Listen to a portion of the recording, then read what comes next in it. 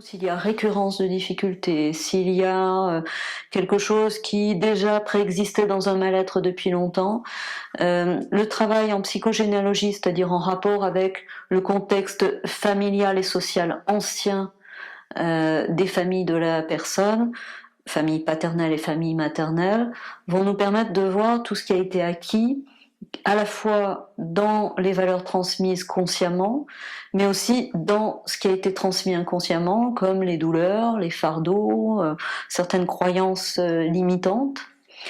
Donc moi je dirais, bon, j'appelle ça comme ce courant-là psychogénéalogie, mais on peut appeler ça aussi le contexte social et familial ancien, comme on va s'y référer par exemple en pratique narrative, en étant dans une interrogation et un dialogue sur le contexte.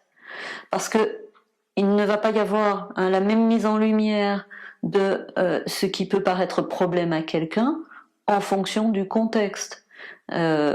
Évidemment, hein, nous n'aurons pas du tout les mêmes façons d'être.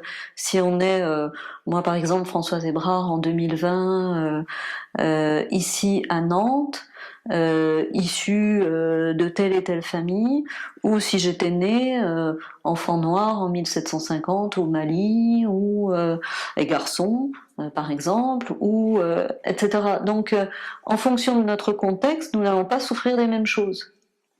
Et il est très important de savoir qu'est-ce qui nous a été véhiculé volontairement ou involontairement. Pour en prendre la mesure,